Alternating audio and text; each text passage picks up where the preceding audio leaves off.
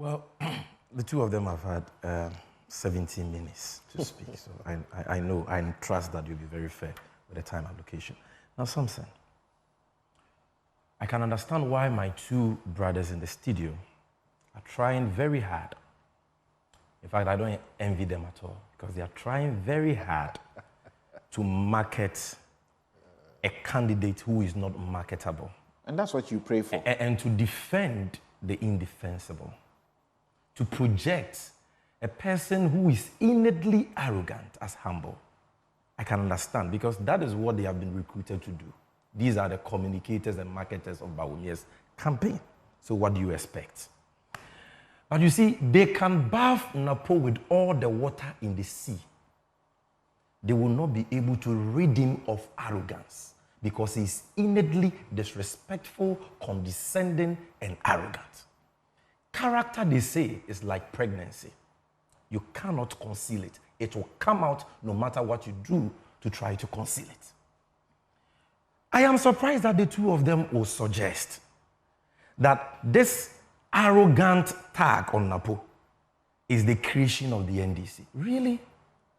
Over the last few days, the people who have come out to express their revulsion at the condescending commentary NAPO made against Kwame Nkrumah in Kumasi, are they NDC people? I'm asking you. Of course not. Journalists, your colleagues who work here and in other media organizations, chiefs, historians. So they are all NDC people. You see, you are not helping the man when you come and sit on TV and you try to justify his sins when you yourself know that what he has done is wrong. You are not helping him. Why? Is it the NDC who told NAPO to insult diploma teachers as daft and unintelligent? Is it the NDC who told NAPO to tell Ghanaians who were legitimately demanding a doomsday timetable so that they can at least plan their lives, to go and prepare their own timetables because they were nation wreckers, like NAPO said to Ghanaians? We in the NDC, were we the ones who told him to say that? Were we the ones who told him to make divisive and ethnocentric comments against the people of Volta region, particularly those in the Keita enclave, that if government made an allocation in its budgets to address the problem of tidal waves in that enclave, he was going to lead Ashantis in Kumasi to protest against them? So he didn't make derogatory comments about them. Yes. You just said he made derogatory comments about them. What can be more derogatory? He said there are other people who have a need. Yes. So if you are going to do it, then you must do it for all, not for only those there. Oh, so he didn't denigrate so the many times that we have taken public funds, okay, GMPC funds for I'm with you for repaying the chief of Akufo-Addo's hometown. Did you hear NAPO coming to say that there are other chiefs? So GMPC money should be shared to all chiefs. Why is it that when it came to the turn of Voltarians, this man said, if you try, because these are citizens, they pay taxes, something, and they are victims of a natural disaster, tidal waves from the sea. And MPs in parliament, their representatives, were making a legitimate demand for government to make a budgetary allocation for that. And this man says, if you try that, why? Are the people of Kumasi suffering from any tidal wave disaster? So how can such an allocation be made for them? That argument doesn't even make sense.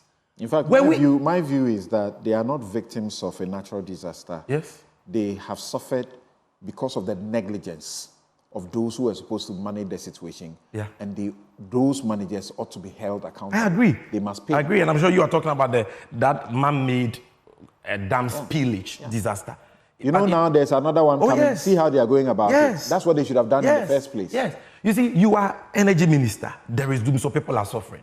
They ask you for a common timetable, and you tell the journalist that go and prepare your own timetable. When this man in opposition joined the doom, so must end. Have you seen the speech he delivered there? Yeah, we played. Have you seen the tonation? And people are defending him that it is we in the NDC who are branding him arrogant. Can anybody brand Kufo as arrogant? The tag will not stick. Just like the arrogant tag Miracles is trying to foist on Mahama, who cannot stick because everybody knows him to be a perfect gentleman, a humble leader. So please stop this. We are not the ones who told NAPO to tell poor and suffering SHS students that they should count themselves lucky that they can defecate in black polythene bags. Neither were we the people who told NAPO to come and sit in the studios of Asempa FM here and say that it was Mahama, lie against Mahama, a former president, that he was the one who bashed students and parents to go and fake fainting at the Independence Square.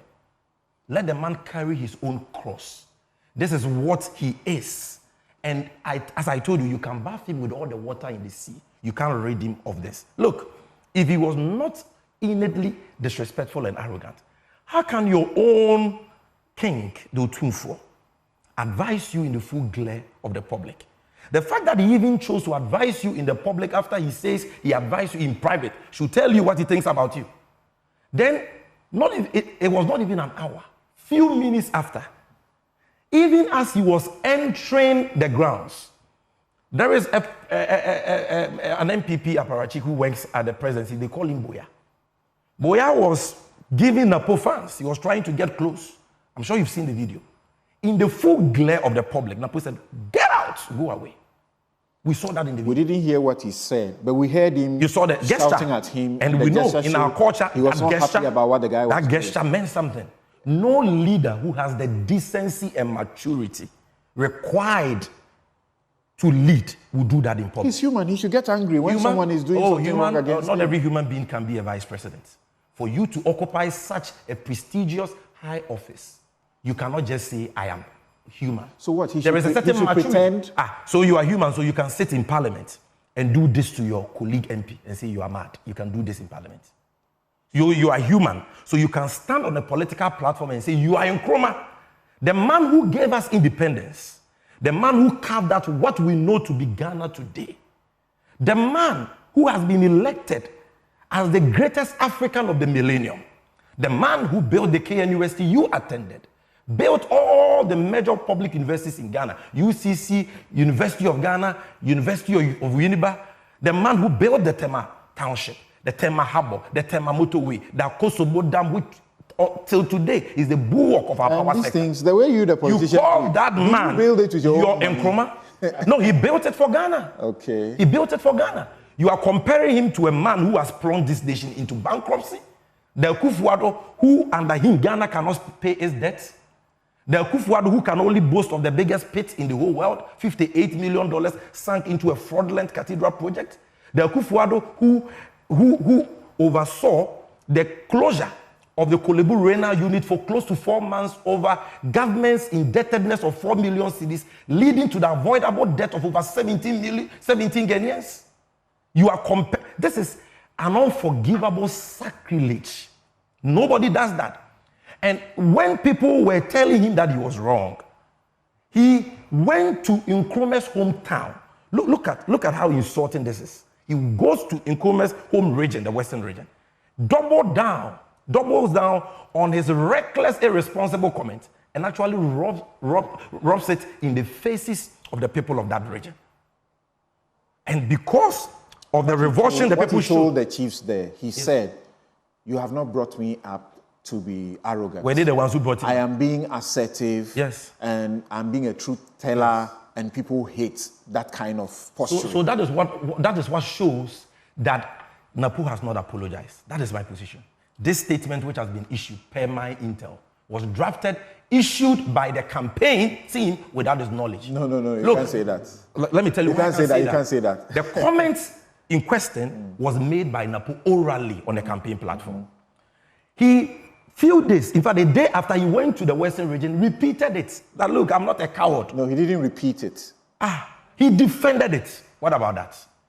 He doubled down on it, said, "You didn't raise me as a coward. I'm truthful." So he defended it. He defended it in a context. Yes, he defended it in a context. That he spoke the truth. He said that by saying you're Nkrumah, and that Anado is better than Nkrumah. He didn't repeat by saying you're Nkrumah. Oh, Chief, did you do the differentiation? Why do you want to do the differentiation? See what I mean when I say you strengthen your opponents? This is it. You are strengthening your opponents. So the man is not remorseful. Anybody who knows NAPO will tell you it's not remorseful. Okay. No, please, you give them ample time. No. Let me wrap up. Be fair to me. You gave them 17 minutes. You have. Fair to me. You have spoken. I beg you. I'm not going to give you 17 minutes. Oh, senior. Okay. You know that on that very platform, the condescending and insulting comment he made, right? I've had 9 minutes. You've had 17 minutes. You have long had 10 minutes. Now, both of us had 17. Sorry, let me finish. Sorry. You have a minute. On that same platform, Samson, you know that NAPO didn't only insult Kwame Nkrumah and the people of this country.